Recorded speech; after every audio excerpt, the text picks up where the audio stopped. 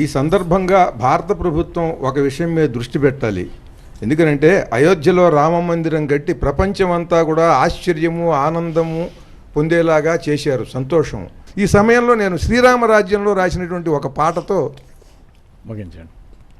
రామ రామ రామ అనే రాచమందిరం గల్లు గల్లు మని తిరిగే రామ సుందరం. మాటలంట ముద్దుగారిపోతడంట, ఆపలేని అల్లరంట, తేప తేప తీయనంట, బాలరాముడల్లరంటే వశిష్ఠునికి ఇష్టమంట. రామ రామ రామ రామ రామ అనే రామ రాచమందిరం గల్లు గల్లు మని తిరిగే రామ సుందరం.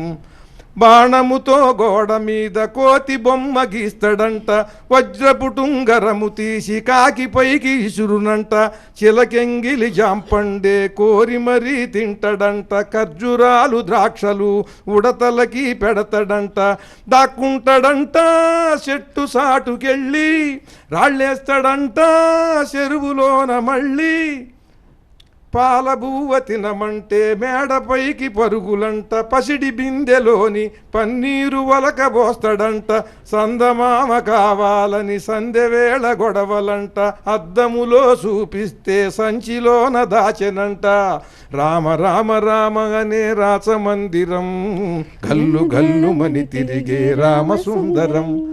ఇంత పరమాద్భుతమైనటువంటి కార్యక్రమాన్ని ఏర్పాటు చేసిన TV9 వారికి హృదయపూర్వకంగా ధన్యవాదాలు తెలియజేస్తున్నాను. జై శ్రీరామ్. జై శ్రీరామ్. అమ్మా సత్యవాణి గారు, ఎక్కడైనా కనుక జై శ్రీరామ్ అని అనగానే ఏమండి మీరు బీజేపీ అని అడుగుతున్నారు. ఇది చాలా తప్పు. రాముడు అందరివాడు, రాముడు అందరివాడు, కొందరివాడు మాత్రం కాదు. ఇది ఏ పార్టీకి సంబంధించినటువంటి రాముడు కాదు. ఈ విషయాన్ని మీరు విజ్ఞతతో అర్థం చేసుకుని ప్రతి ఒక్కరూ కూడా స్వేచ్ఛగా జై శ్రీరామ్ అని చెప్పవచ్చు. ఆ జై శ్రీరామ్ అని చెప్పగానే మనకు తెలియగానే ఒక ఉత్తేజం వస్తుంది, ఒక బలం వస్తుంది.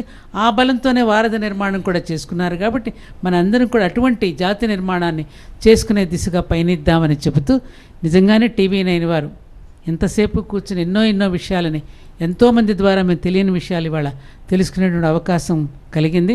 ధన్యవాదాలు.